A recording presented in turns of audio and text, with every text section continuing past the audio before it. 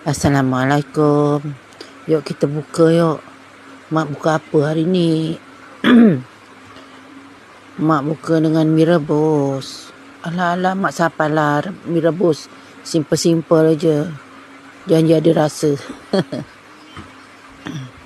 Mie rebus ni ada mie yang hari itulah yang keledek banyak-banyak tu.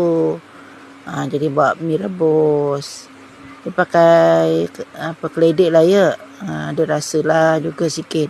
Ini mak sebenarnya nak munjung adalah berapa orang saudara mak kat sini yang masih hidup kan. Dia makan air, mak bercakap. Lagipun kat sini hujan lebat.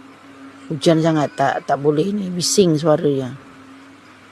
Saudara adik-beradik arwah mak tu ada tinggal 3 orang yang masih hidup, yang lain semua dah tak ada.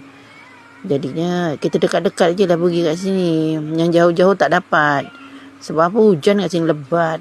Kebetulan pukul berapa tadi, pukul 5 dah start hujan. Jadi mak makan ni bunyinya bising lah ya.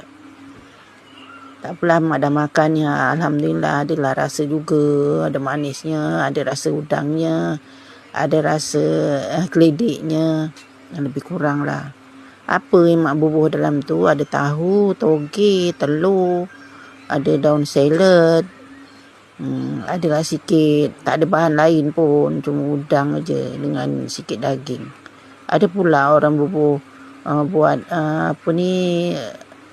mie rebus ada daging tak ada kan. Ini mak lah, ada lebih-lebih tu mak masukkan lah sekali. Okey lah, boleh lah rasa-rasa. Tapi taklah sesedap kat kedai. Kalau kat kedai tu sedap lah. Kalau mak buat ni mana sedapnya.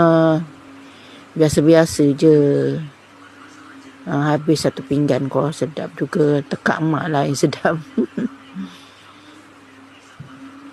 Ada timun. Mak ni suka kan benda yang mentah tu, rangup. Togenya pun mentah. Tapi kat kedai tak ada toge kan. Mak seorang lah yang pakai toge. Ada tahu. Alhamdulillah semuanya sedap. Okey lah ya. Mak ni cuma cakap gitu je. Macam mana nanti kan resepinya mie rebus mak, nanti mak tunjuk. Jangan diketawakan sudah lah ya.